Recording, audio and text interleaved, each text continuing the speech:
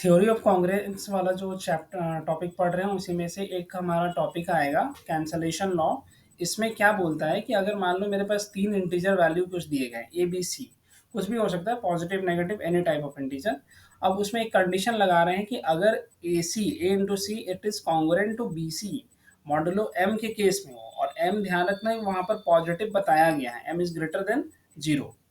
And उसके साथ साथ अगर ये जो सी दोनों साइड जो मल्टीप्लाई हुआ है, ये सी और इस एम दोनों का जीसीडी सपोज दैट डी आ रहा है, ग्रेटेस्ट कॉमन डिवाइजर जो है वो अगर डी आ रहा है, तो फिर क्या होगा, a is congruent to b modulo m by d होगा। मतलब हुआ क्या, ये जो सी सी है ये दोनों के दोनों कट गया, और एम जो है वो डी से डिवाइड हो रहा है। चूंकि सी यहाँ पर से हमारा ओमिट हो जाएगा, दैट्स वाई इसको हम लोग कैंसिलेशन लॉ का नाम दिए हैं। नॉर्मली क्या होता है कि अगर हम कह रहे हैं कि ए सी is equal to B c, तो हम लोग यहाँ पर सी सी को काट देते थे, तो नॉर्मली ये कैंसिल हो जाता था। लेकिन जब कॉन्ग्रुएंसी का बात हुआ, तो कॉन्ग्रुएंसी में क्या हो गया कि ए सी और B C, A C is congruent to B C modulo M है, बट अगर ये सी और इस एम दोनों का जीसीडी सपोज दैट डी आ रहा है, तो फिर हम उस वहां पर कैंसिलेशन कैसे यूज करेंगे, a is congruent to b modulo m by d करना होगा। ठीक है, यानी कि एम को डिवाइड करोगे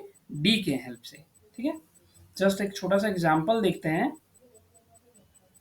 जैसे देखो, अगर सपोज दैट हम कुछ यहाँ पर लिख रहे हैं 15 इज कॉन्ग्रुएंट टू 5 मॉडुलो 10 लिखा हुआ है। ठीक है, अब यहाँ पर देखो कि क्या 15 हम कैसे लिख रहे हैं, 15 को हम लिख सकते हैं 3 into 5, एंड 5 को हम लिख सकते हैं 1 into 5, या फिर हाँ चलो कोई दिक्कत नहीं, मॉडुलो 10 कर दिया। ठीक है, तो मेरे पास दोनों ही पार्ट्स में कॉमन नंबर क्या मल्टीप्लाई हो रहा है, 5 मल्टीप्लाई हो रहा है।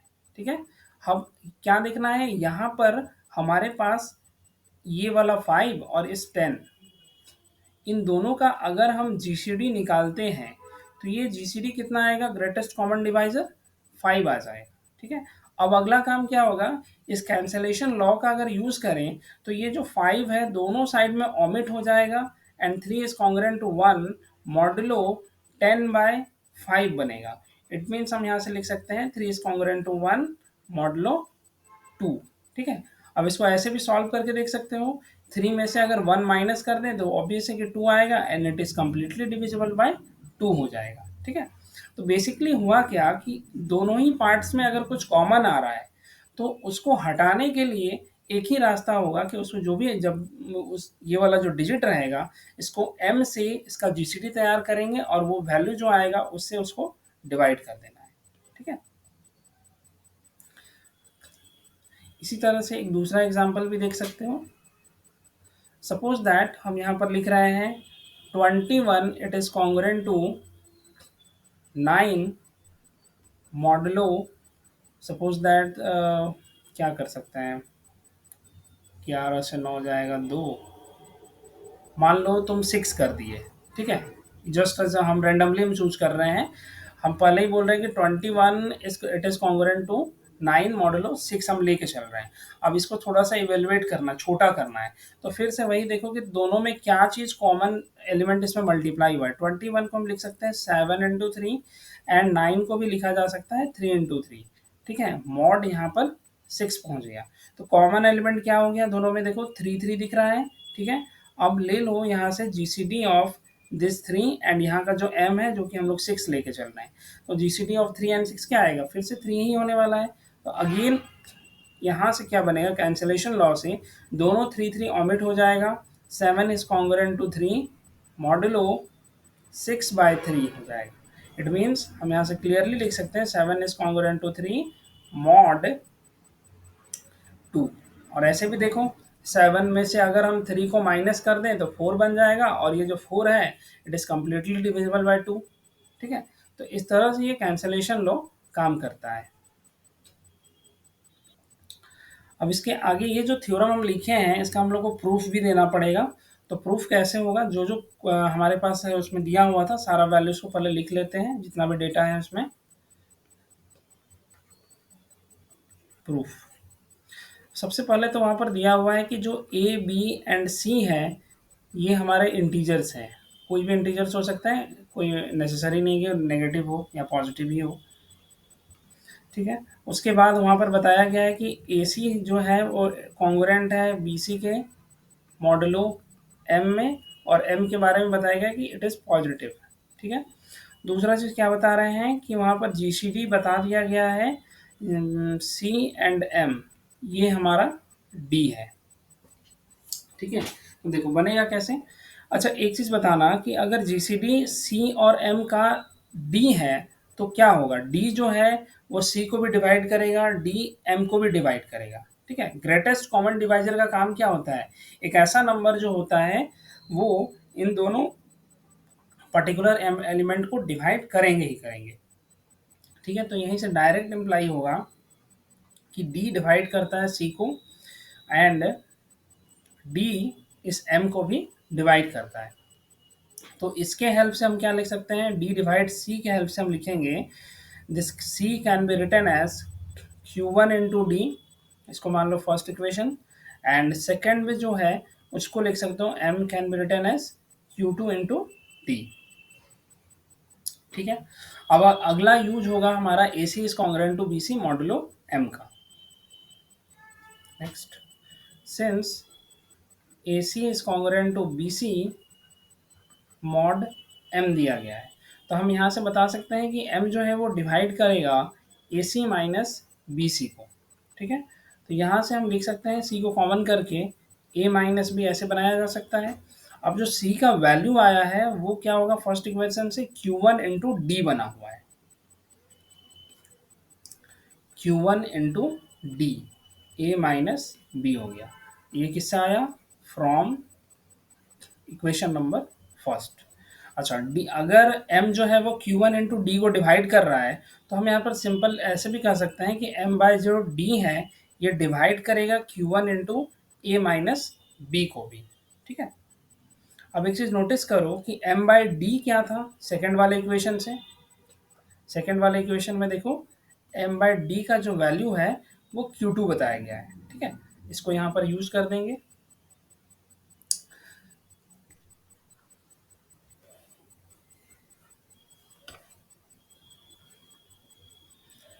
Q1 divides Q2 divides Q1 into a minus d हो गया।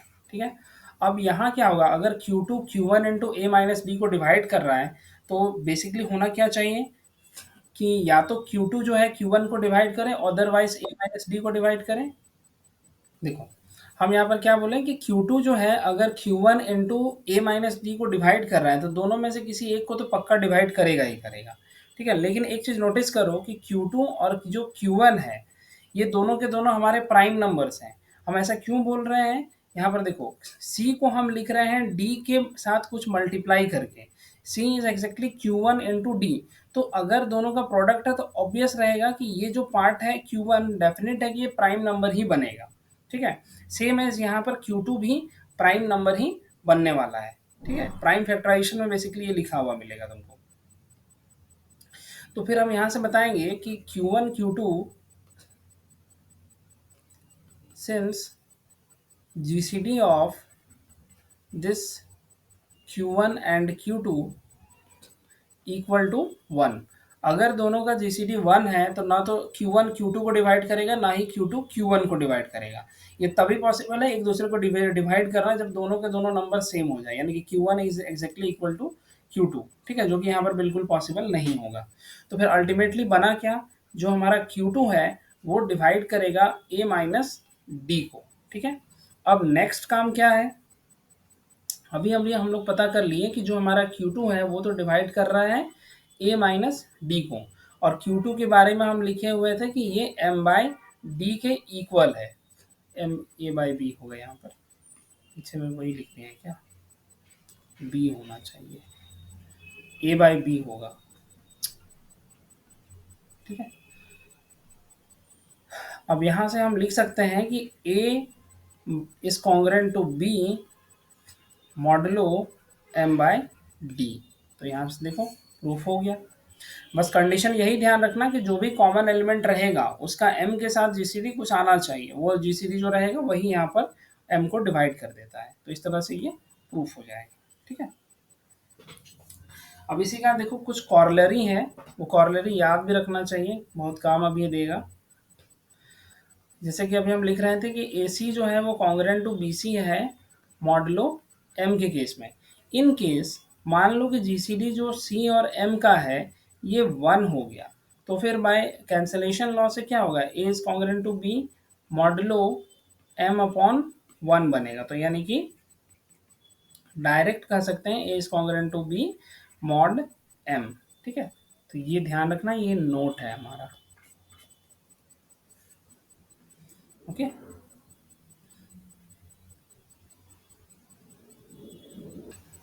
देखो यहाँ पर क्वेश्चन में दिया हुआ है कि 6x is congruent to 15 modulo 21। यहाँ पर से x का वैल्यू हमको फाइंड करना है। ठीक है, तो अभी जो कैंसलेशन लॉ यूज किए हैं जस्ट उसी का ही हम छोटा सा यूज दिखाएंगे यहाँ पर। ठीक है, देखो क्या क्या लिखा हुआ है, 6 into X this is congruent to 15 modulo 21। तो सबसे पहले तो जज करो कि ये जो 6 है और ये 15 है, इन दोनों में क्या एलिमेंट हमारे पास कॉमन आ रहा है। इस 6 को हम लिख सकते हैं 3 इंटू टू इंटू एक्स, और इस 15 को हम लिख सकते हैं 3 इंटू 5। बाकी x कुछ भी होगा वो देखा जाएगा बाद में जो आना है। अब यहाँ से लिख बता सकते हो कि 3 3 तो कॉमन हो रहा है, और इस 3 का ये 21 के साथ जीसीडी निकालना पड़ेगा। तो GCD of 3 and this 21 is exactly equal to 3। तो फिर डायरेक्ट हम लिख सकते हैं 2x is congruent to 5 modulo 21/3, जो कि यहाँ से कट के हमारे पास कितना आ जाएगा, 2x is congruent to 5 modulo 7। ठीक है, अब इसी चीज़ को हमको यहाँ पर सॉल्व करना है। ठीक है, यहाँ से x का वैल्यू फाइंड करना रहेगा। तो देखो 2x is congruent to 5 modulo 7। अब यहाँ पर हम x का वैल्यू कैसे ढूंढेंगे, तो यहाँ पर देखो एक तो हिट एंड ट्रायल मेथड होगा और एक जज करने का ये तरीका रहेगा। इसमें और भी कुछ टॉपिक्स इसमें इंक्लूड हैं, अभी सिर्फ हम टेक्निक बता रहे हैं कि इसमें कैसे तुम x का वैल्यू फाइंड करोगे।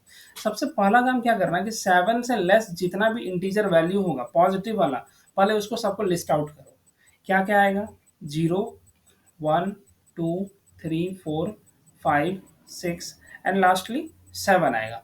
अब एक एक वैल्यू को बस इसमें पुट करके देखो कि क्या ये कॉन्ग्रेंट टू 5 हो पा रहा है या फिर नहीं हो पा रहा है। ये जस्ट हिट एंड ट्रायल है, ज़्यादा से ज़्यादा 10 सेकंड का काम इसमें लग सकता है। ठीक है, तो अगर मान लो 0 डालते हैं तो काम नहीं बनेगा, 1 भी यूज करोगे तो 2 इंटू 1 नहीं हो सकता है। बेसिकली क्या है, 2x माइनस 5 को हमको देखना है कि क्या ये 7 से डिविजिबल है या फिर नहीं है।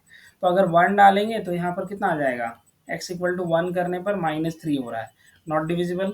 x इक्वल टू अगर हम 2 कर देते हैं तो इस केस में हमारे पास कितना आएगा, 4 minus 5 that is equal to -1, ये भी डिविजिबल नहीं है। x इक्वल टू अगर 3 करते हैं तो 3 into 2 6 minus 5 it equal to 1, ये भी डिविजिबल नहीं होगा। x इक्वल टू 4 पुट करके देखो तो 4 टू ज़ा 8, 8 में से 5 गया 3, अगेन डिविजिबल नहीं होगा। फिर उसी तरह से x equal to suppose that 5 use करके देखें तो 5 टू ज़ा 10, 10 माइनस 5 गया 5, ये भी नहीं होगा। फिर x equal to last 6 put करके देखो, 6 में से 6 इंटू 2 12 हो गया, 12 में से 5 चला जाएगा तो 7 आ गया, ये डिविजिबल हो रहा है। और इसका मतलब हो गया कि x इक्वल टू हमारे पास एक सॉल्यूशन जो होगा वो 6 आ रहा है। ठीक है, इसके बाद इसके अलावा भी हमारे पास कुछ और भी सॉल्यूशंस आएंगे जिनको हम लोग कहते हैं incongruent solution under modulo this. ठीक है, तो अभी फिलहाल हम लोगों को हिट एंड ट्रायल मेथड से इसी तरह से एक सॉल्यूशन कम से कम चेक इसी तरह से करना है। ठीक है, बाकी उसके बाद जब इनकॉन्ग्रुएंट सॉल्यूशन सिखाएंगे उसमें हम लोग देखते चलेंगे क्या क्या होगा। कॉन्ग्रुएंस, लीनियर कॉन्ग्रुएंस में क्या होगा कि एक एक्सप्रेशन तुमको दिया जाएगा कुछ इस फॉर्म का, ax is congruent to b mod m, जहां पर a जो है वो नॉन जीरो रहेगा। इसी एक्सप्रेशन को हम लोग कहते हैं linear congruence modulo m। This expression is called linear congruence mod m। ठीक है, अब यहाँ पर ध्यान दे रहे होगे कि x कुछ दिख रहा है, x यहाँ पर वेरिएबल की तरह है। बेसिकली मेरे पास एक इक्वेशन बना हुआ है जिसमें हम x का वैल्यू पुट करेंगे तो हमारा वो कॉन्ग्रुएंसी का जो पूरा पार्ट है वो पूरी तरह से सेटिस्फाई कर जाएगा। तो यहाँ पर हम कह सकते हैं कि the value x not which satisfy first equation is the solution of equation number first. ठीक है, वो इसका एक सॉल्यूशन बनेगा। तब यहाँ से देखना वो काम कैसे करता है आगे। सपोज दैट एक्स नॉट अगर उसको सेटिस्फाई कर रहा है तो हम लिख सकते हैं a x naught is congruent to b mod m बनाया जा सकता है। तो यहाँ से तो मॉड कॉन्ग्रुएंस का डेफिनेशन के हिसाब से एम क्या करेगा, डिवाइड करेगा एक्स नॉट माइनस बी को। फिर यहाँ से हम ये भी लिख सकते हैं कि a x naught minus b this is equal to m into y. तो फिर यहाँ से हम बता सकते हैं कि या फिर वाई नॉट ही लिख लो, कोई दिक्कत नहीं है। तो यहाँ से हम ये एक्सप्रेशन क्रिएट करेंगे a x naught minus m into y naught plus b, sorry equal to b. ठीक है, तो बेसिकली हुआ क्या कि अगर इसको हम एज ए इक्वेशन की तरह एक बार ट्रीट करें, जस्ट लाइक इस तरह से a x plus m y is equal to b, या फिर माइनस कर लो, यहाँ पर सबसे अच्छा वही रहेगा। A x minus m y equal to b को एज ए इक्वेशन अगर हम ट्रीट कर रहे हैं तो फिर इस इक्वेशन का सॉल्यूशन हम लोगों को कुछ ये मिलेगा, एक्स नॉट और वाई नॉट। यहाँ लिख सकते हो equation number 2 has solution X naught comma Y naught, क्योंकि एक्स नॉट और वाई नॉट को जब हम एक्स और वाई के प्लेस पे पुट करते हैं तो ये पूरा इक्वेशन सेकेंड वाला जो इक्वेशन है वो कम्प्लीटली सेटिस्फाई कर रहा है। अब यहाँ पर मतलब क्या निकला कि आप कोई भी एक्स नॉट एक सॉल्यूशन जैसे ही तुम्हारा यहाँ से निकला उसके कॉरेस्पॉन्डिंग एक वाई नॉट जरूर वहाँ पर एग्जिस्ट करेगा ही करेगा। ठीक है, तो ये चीज़ को ध्यान रखना है। और फिर इसी से तुम्हारा लीनियर डायफोंटाइन इक्वेशन भी क्रिएट होता है।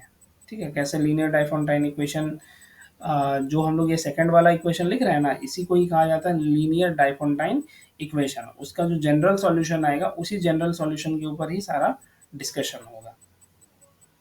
ठीक है, तो इसमें से ये लीनियर कॉन्ग्रुएंस में सिर्फ इतना ही हमको ध्यान में रखना है कि a x equal to b is congruent to m expression जो है लीनियर कॉन्ग्रुएंस है। ए आपका नॉन जीरो रहता है और जो भी एक्स इसको सेटिस्फाई करेगा वो उसका एक सॉल्यूशन बनेगा। सॉल्यूशन के साथ साथ जैसे ही एक्स नॉट अगर कोई सॉल्यूशन बना तो ऑब्वियस है कि कोई ना कोई वाई नॉट वहाँ पर एग्जिस्ट करेगा जो कि इस सेकंड वाले इक्वेशन को सेटिस्फाई करता है, और इसी सेकंड वाले इक्वेशन को लीनियर डायफोंटाइन इक्वेशन हम लोग कहते हैं। ठीक है, तो आगे हम यहाँ पर लिखा दे रहे हैं, एक नोट करके लिख लेना इसको कि हमारा लीनियर डायफोंटाइन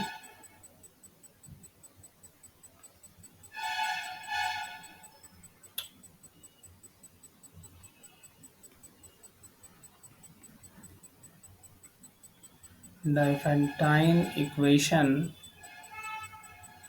जो कि हमारे पास क्या आएगा, a x minus b y sorry m y equal to B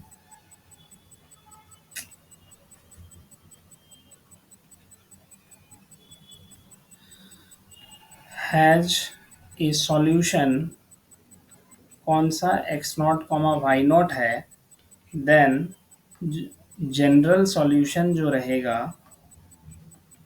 वो क्या बनेगा, general solution is x equal to x naught plus M by D into t, and जो y आएगा वो हमारा y नॉट प्लस m, जो m वहाँ पर लिखे हैं वही है, बाई डी इंटू टी हो जाएगा। अब यहाँ पर ध्यान रखोगे कि t जो है वो एक इंटीजर वैल्यू है, एंड इस d की जो बात करेंगे वो basically GCD of A and M दिया जाएगा। ठीक है, तो ये हमारा जनरल सॉल्यूशन बनता है। देखो हम क्या बोल रहे हैं कि अगर a x equal to b है, ठीक है, a x equal to b congruent to m दिया गया है, और अगर उसको सॉल्यूशन मिलना है तो ये सॉल्यूशन कब मिलेगा, जब ये जो डी है इस पर्टिकुलर बी को डिवाइड करेगा। तो यहाँ पर ध्यान रखो कि डी के बारे में क्या बताया जा रहा है, डी जो है वो ये ए और एम का जीसीडी है, अगर होगा तभी पॉसिबल है, ठीक है। ए और एम का जो जीसीडी निकलेगा, अगर उस बी को डिवाइड कर रहा है तभी उसके पास सॉल्यूशन आएगा। एंड सेकेंड वाले के केस में क्या बोला कि सब कुछ चलिए ठीक है, a is congruent to b modulo m b है, जीसीडी ए और एम का डी आ रहा है, और डी जो है बी को डिवाइड कर रहा है, उससे पता चला कि सॉल्यूशन आएगा। लेकिन लीनियर कॉन्ग्रुएंस का कितना सॉल्यूशन बनेगा वो सारा डिसाइड करता है ये डी। ये डी जितना होगा उतना इनकॉन्ग्रुएंट सॉल्यूशन वहाँ पर उस केस में आ जाएगा। जस्ट एज छोटा सा एग्जांपल देखो, जैसे फर्स्ट वाला जो क्वेश्चन हम लोग लिखे हुए थे, 6x is congruent to 15 modulo कितना दिया था, 21 दिया हुआ था, ठीक है। तो यहाँ पर से a x is congruent to b modulo 21 बना हुआ है, ठीक है। तो ए की जगह पर हमारे पास कितना आ रहा है 6, बी की जगह पर कितना है 15, और एम की जगह पर कितना आ रहा है 21। हम लोग को देखना है कि क्या इसके पास सॉल्यूशन एग्जिस्ट भी करेगा या नहीं करेगा। तो उसके लिए हम लोगों को ए और एम इनका जीसीडी हम लोग को क्रिएट करना पड़ता था, जीसीडी फाइंड करेंगे, GCD of A and M, यानी कि जीसीडी हमको निकालना पड़ेगा 6 एंड 21 का। 6 और 21 का जीसीडी कितना आएगा, कौन सा वो बड़ा नंबर है जो दोनों को डिवाइड करता है, सिर्फ ओनली 3 है तो 3 आएगा। अब नेक्स्ट में क्या देखते थे, फर्स्ट वाले थ्योरम के हेल्प से हमको ये देखना था जो भी जीसीडी है वो इस पर्टिकुलर बी को डिवाइड करेगा। तो देख सकते हो कि 3 जो है वो डेफिनेटली इस 15 को डिवाइड कर रहा है। इट मीन्स इसके पास सॉल्यूशन तो एग्जिस्ट करेगा ही करेगा। लेकिन अब सवाल उठता है कि कितना सॉल्यूशन एग्जिस्ट करेगा, तो वो सॉल्यूशंस हमारे पास कितने बनेंगे, जितना हमारा जीसीडी आया है, यानी कि 3 इनकॉन्ग्रुएंट सॉल्यूशंस हम लोगों को वहाँ पर मिल जाएगा, ठीक है। अब बात हुआ कि इसका फॉर्मेट क्या बनेगा, तो वो फॉर्मेट जो है वो इस नोट के हेल्प से मिलेगा। देखो X naught plus M by D T, इस तरह से ये एक्स की ही वैल्यू सिर्फ पूछी बताई गई है, हम लोग ये क्या बोलते हैं वाई के बारे में नहीं बात कर रहे हैं। तो देखो यहाँ पर बना के देखते हैं पहले, 6x is congruent to 15 modulo 21 दिया हुआ था। तो यहाँ से जैसे पहले ही हम लोग फर्स्ट वाले फेज में सॉल्यूशन हम लोग x का वैल्यू कितना निकाले थे यहाँ से,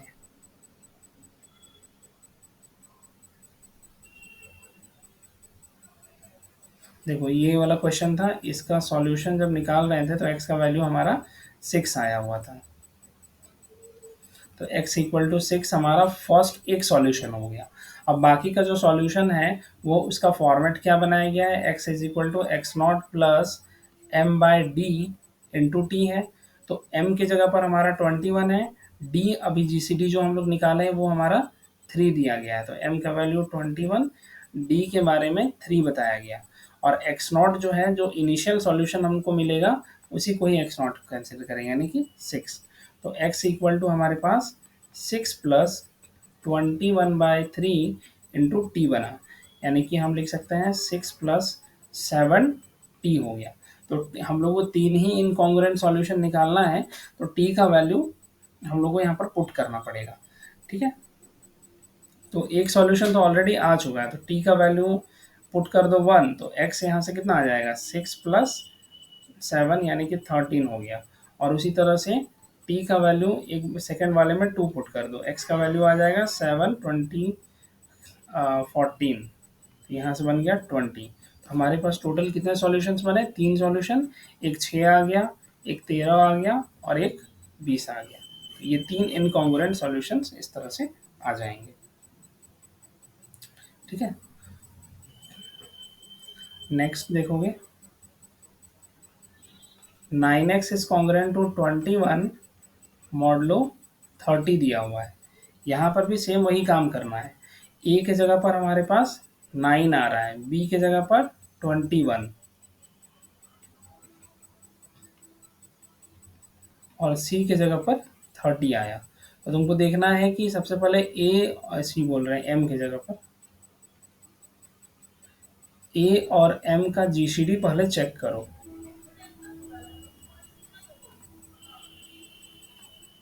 9 एंड 30, तो 9 एंड 30 का जीसीडी कितना आएगा? 3 आएगा। और फिर चेक करना है कि क्या जो हमारा जो जीसीडी आया है ये एम को ये बी को डिवाइड करता है या नहीं करता। तो 3 देखो 21 को इजीली डिवाइड कर दे रहा है। इतना तो क्लियर हो गया कि इसके पास सॉल्यूशन एग्जिस्ट करेगा और कितना सॉल्यूशन आएगा, total solution number of solutions हमारे पास 3 हो जाएंगे। ठीक है, अब फिर वही प्रोसेस लगा करके हम इसको सॉल्व कर सकते हैं। इसको देखो, अगला सॉल्यूशन इसका 9x is congruent to 21 modulo 30 आया था। तो दोनों में कॉमन क्या एलिमेंट आ रहा है? 3 3। तो लिख सकते हैं 3x is congruent to 7 modulo 10 हो जाएगा, क्योंकि 30 को हम 3 से डिवाइड कर चुके हैं फर्स्ट वाले थ्योरम के हेल्प से। ठीक है, अब यहाँ से हिट एंड ट्रायल मेथड का यूज करके तुम फर्स्ट एक सॉल्यूशन निकाल सकते हो। मान लो x का वैल्यू सपोज दैट 0 से शुरू करो, 0 1 2 3 4 ऐसे अप टू 9 तक में हमको पुट करके देखना पड़ेगा। तो कितनी बार में आ जाएगा x का वैल्यू? सपोज दैट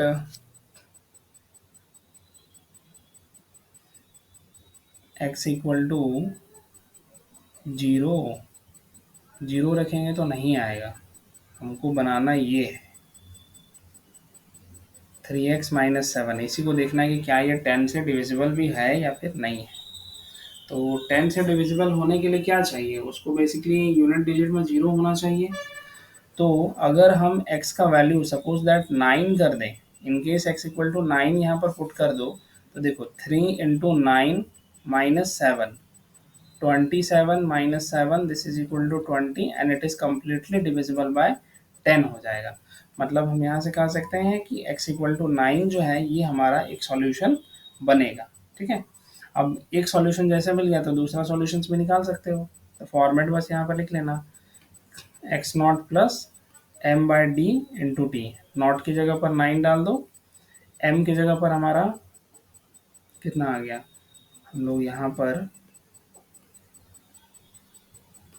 30 यूज करेंगे और जीसीडी हमारा 3 था, फिर टी, यानी कि 9 प्लस 10t।